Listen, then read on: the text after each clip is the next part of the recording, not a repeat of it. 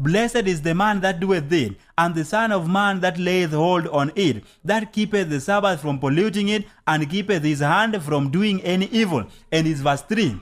God says, neither let the son of a stranger that hath joined himself to the Lord to speak, saying, the Lord hath utterly separated me from his people. Neither let the eunuch say, behold, I am a dry tree. For thus saith the Lord unto the eunuchs that keep my Sabbath, and choose the things that please me, and take hold of my covenant. Also the sons of the stranger that join themselves to the Lord, to serve him, and to love the name of the Lord, to be his servants, every one that keepeth the Sabbath from polluting it, and taketh hold of my covenant, even them will I bring to my holy mountain, and make them joyful in my house of prayer.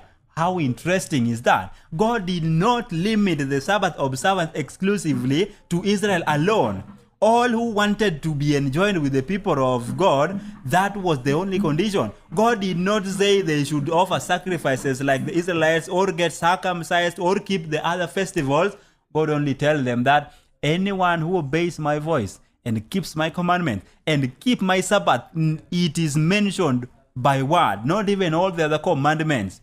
The other commandments, he said, obey my voice. But the Sabbath, he mentioned that anyone who keeps my Sabbath, regardless of who you are a eunuch, you are a Gentile, you are a stranger who has enjoyed himself with the people of God, he says, even them will I bring to my holy mountain, and make them joyful in my house of prayer. In verse 5, he says that even unto them will I give in my house and within my walls a place and a name better than of sons and of daughters. I will give them an everlasting name that shall not be cut off, a name above all names. What name is that?